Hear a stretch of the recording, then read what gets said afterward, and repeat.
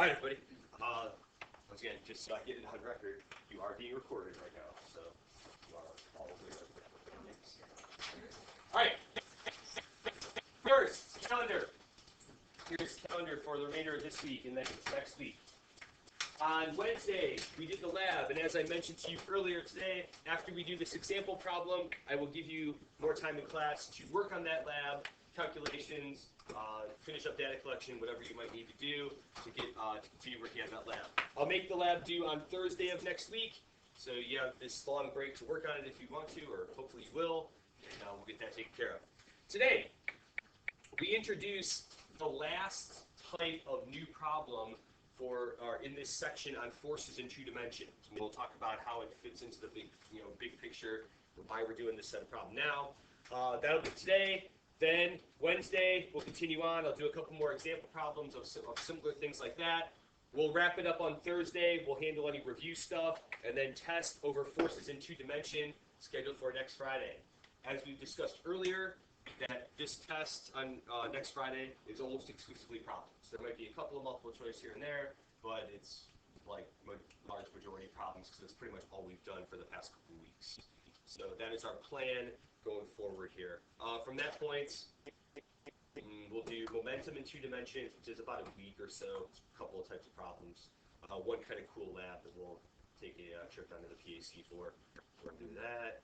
And then we have 2 weeks of no block. So, and then the blue week is OGT week, and that's just kind of a crazy week. So Wait, the week before OGT is the fall? Yeah. So, there was like some kind of groundswell of supposedly of teacher support that the teachers who taught or like sophomores wanted to see their kids every day that week for like OGT prep, but no teachers I've ever talked to really have said that they wanted to do that. So we should repeal it. Yes. Yeah, I mean, anyway, whatever. So that is, so that's the blue week, and then we got a couple more weeks, and then spring break I think is 3 weeks after that. So anyway, getting there. We're almost. I mean, gosh, February is getting. I mean, we're already past halfway in February. It's going fast. So. All right. To get started for today, let's take a look at the problem set. And we are actually going to start with problem number 1 today. I know. It's 2 number 1s. Come on. If this thing actually decides to work, there we go. Okay.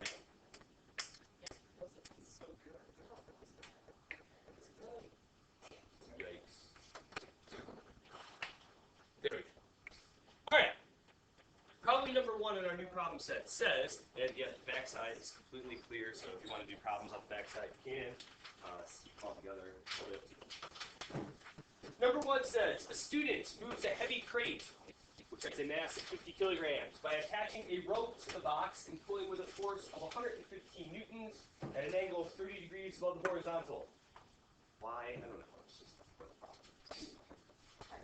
2 parts. Said part A, if the box is on an ice rink, which we will consider a frictionless surface, even though in real life it's not, what would be the acceleration of the box? And then part B, if the box is on a sidewalk where the coefficient of friction is 0.150, what would be the acceleration of the box? This problem set, or this problem, comes from the last problem set in this section. And the last problem set in this section is titled Newton's second law in 2 dimensions. Going back in the memory banks, right? Newton's second law related 3 things for us, right? What did Newton's second law all pull together? Mass, acceleration, and not just force, net force, right? So mass, acceleration, and net force. And we talked about that there's a couple relationships there. That net force and acceleration have a direct relationship. If we increase the net force, the acceleration will increase. Mass and acceleration have an inverse relationship. Mass goes up, acceleration goes down. Okay? But when we get into 2 dimensions, we have to take into account which forces are actually acting on that box and causing the acceleration. So this section on forces in 2 dimensions started with equilibrium, right? with equilibrium, everything was balanced on the x-axis, everything was balanced on the y-axis. Then the next kind of problem that we did, we took it to the incline, where we still started with equilibrium, so everything was still balanced, but we had to do a couple of things with the components of gravity. On Monday, maybe? I think it was Tuesday, whatever. We talked about the inclined plane where that box started sliding down, but where there was acceleration there. So now the forces aren't balanced, but we have to take into account which forces are actually causing the acceleration, and that's where this project goes as well. So, let's start with part A. What are we looking for in part A? Acceleration, right? So part A, we're looking for the acceleration of the box. Right? Things we know.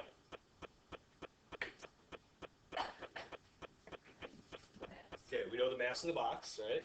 The mass of the box is 50 kilograms. Okay. What else? Okay, we know that there is an applied force, and that applied force is 115 newtons, but it also tells us, right, that we're applying that force at a 30-degree angle above the horizontal. Anything else that we need to cover? I think that pretty much. All right. What we're looking for, what we know. Let's grab this picture here. And let's start giving ourselves a free body diagram. So, first force we can put on this box.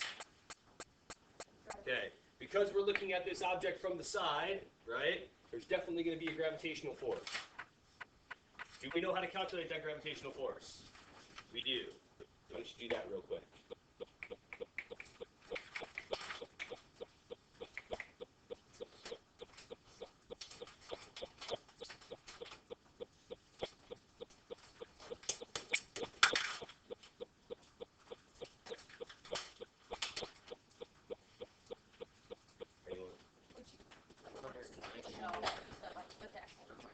No, I got this. Yeah, if you, I mean, at this point in time, I hope you all know that that's how we calculate force gravity. You can write the number in there. That's fine. So what is it? 190.5.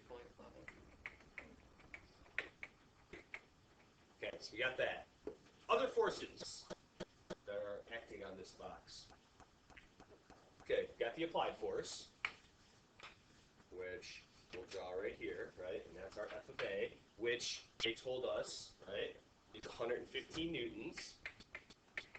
But they also told us that that applied force is acting at a 30-degree angle. Other forces? Okay, if we have a normal force in this problem, we'll call that one purple. And do we know what the normal force is right now? Okay, here's where things get a little different. Okay? We don't know what the normal force is right now. Because if we look at this problem, right, what do we see about this applied force? How is it acting? At an angle. Is it acting on the x-axis or the y-axis as it has been drawn? We're back to a normal x-axis and y-axis, or what we're more accustomed to here because the ground is flat. But this force is not being applied along one of those axes, which means what? Which means it has what? It has components. Okay? Component here, component here. Okay? Do we have enough information to find those components? We do. So why don't we do that real quick?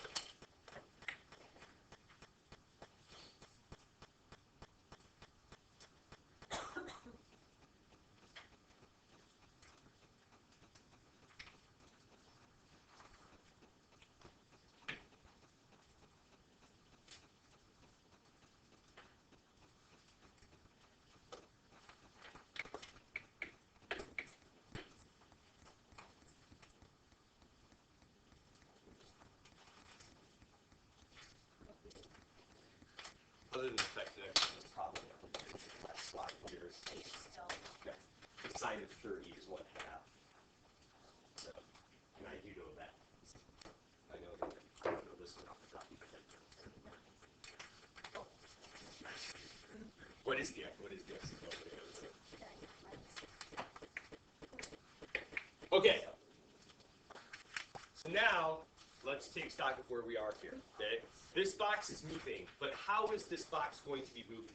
Is it moving in the direction of the applied force? It's going to slide along the ground horizontally, but it's not going to move in, what? I'm sorry, this is recorded. Why is it doing that? Oh, it like records like frames per second. So this is the blinking cursor is telling me that it's recording. It does it the whole time. Look, if I put it over here, the arrow points to. So that's how it tells me that it's recording. I noticed that the last time. What? Yeah. So, I mean, not enough really that I can like just command it to do, like kids be like stop recording. It doesn't do that or anything. Anyway, are we okay now? Have we had our 15-second OCD break? Is that all right? Yeah. Let's carry on. All right. In this case, the applied force is acting at an angle 30 degrees above the horizontal, but the box is moving horizontally. Okay? It's moving along the ground in this direction. So if we want to calculate the acceleration of the box, which is what this problem was originally asking us for, right? Really, we're asking for a specific acceleration. Which acceleration are we asking for? The horizontal acceleration, or the acceleration along the x-axis, right? If we're looking for acceleration along the x-axis, which forces are going to cause acceleration along the x-axis?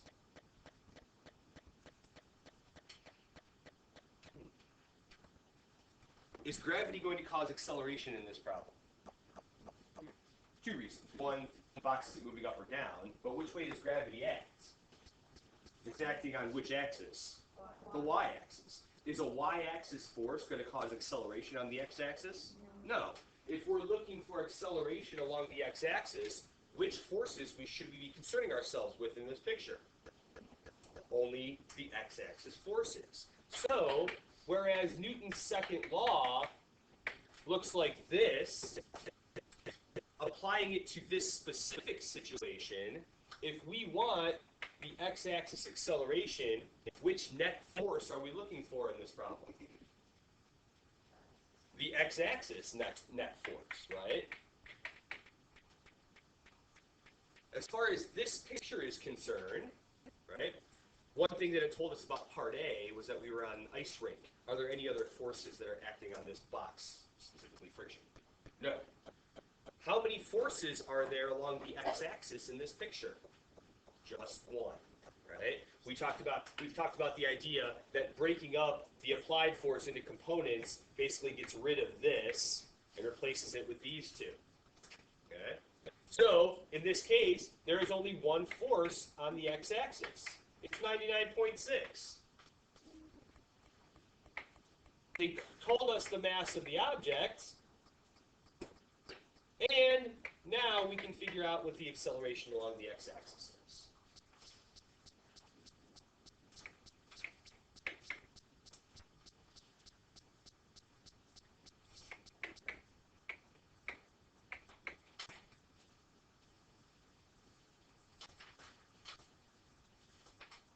That's what you get from 1.9, or close to 2. Is that good there? All right. I'm going to take this. I'm going to clone my page. Spherical science cloning. So, and I'm going to take this. Get rid of all of this action. Okay. All right. For part B, once again, it asks us for the acceleration, but now we've added a new factor into this problem, right? These things all stay the same, but for part B, right, what new piece of information did they give us? Coefficient of friction. And more specifically, that's probably going to be a coefficient of kinetic friction because the box is moving, so we got that. Good there?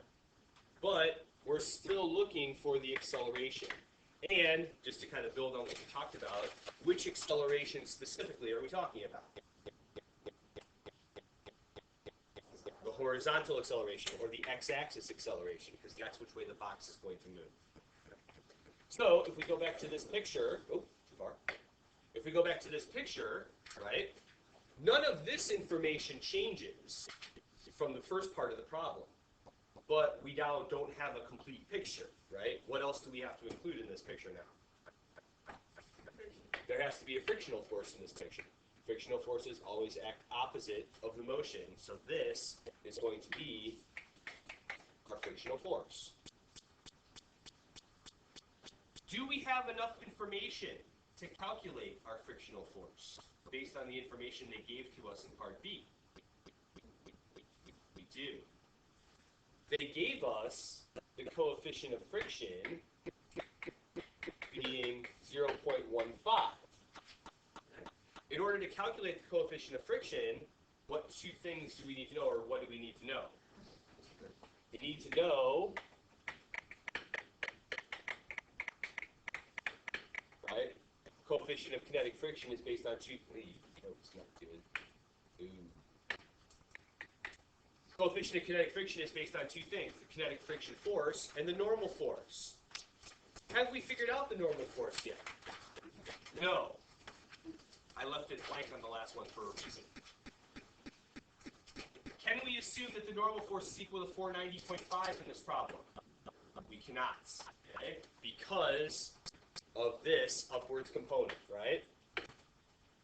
We talked about the idea that the box is moving along the x-axis and the acceleration is occurring along the x-axis. What's happening on the y-axis in this problem? Anything? Is there anything going on the y-axis? No. That means that on the y-axis, what can we say about this box? It's in equilibrium along the y-axis, right? So, if we look specifically at the forces on the y-axis, that has to be equal to 0. How many forces are on the y-axis in the picture as it's drawn?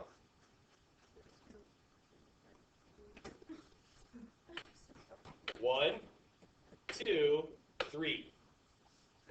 Because we have to include this upwards component of the applied force because that's going to add something here. What is the fact that there's an upwards component to the applied force going to do to the normal force? Is it going to be larger or smaller than 490.5? It's going to be smaller than 490.5 because these two forces upwards have to balance this force downward. Okay? So, we can figure out what the normal force is, right? That shouldn't be too hard to do.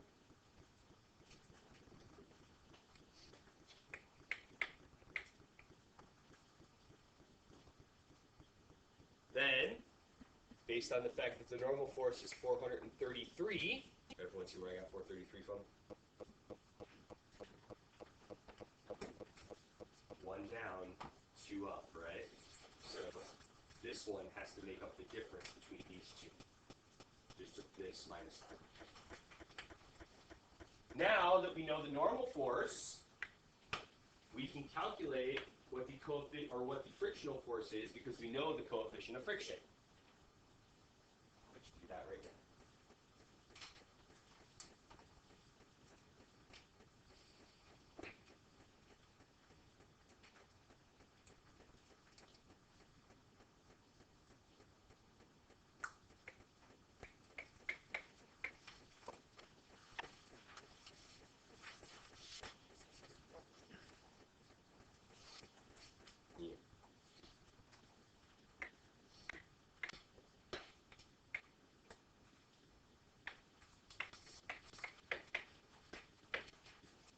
Is that it?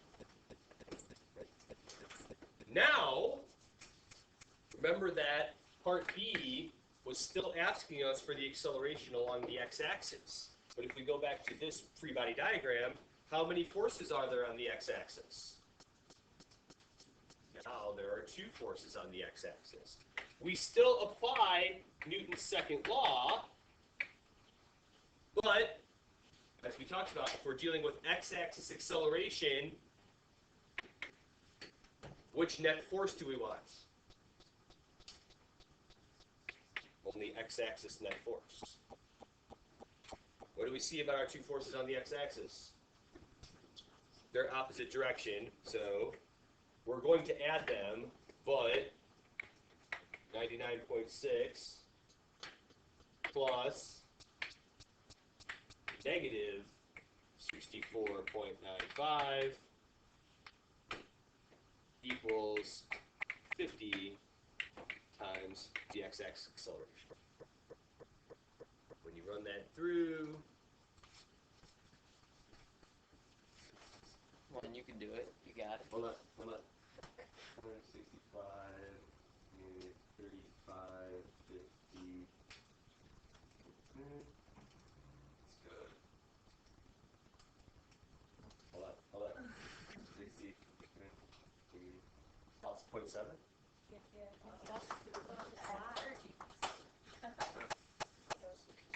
Look at that math, Liz. Mental math. Percentages, wow. Is that what it is? It's Yeah, I was just going to say something.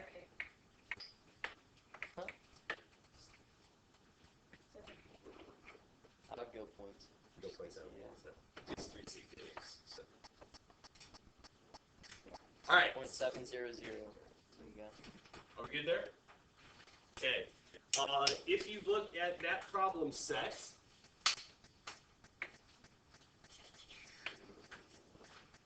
just to reiterate, or just to make sure we get this cleared up. From the book,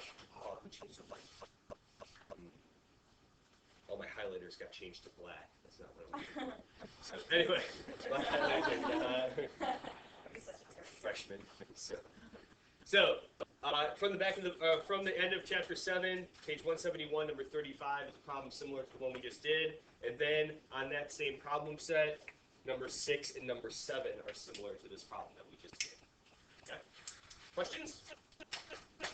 All right. You have about a little more than 15 minutes left. If you got some calculations stuff you need to do, or if you have to finish up some data collection, feel free to do so.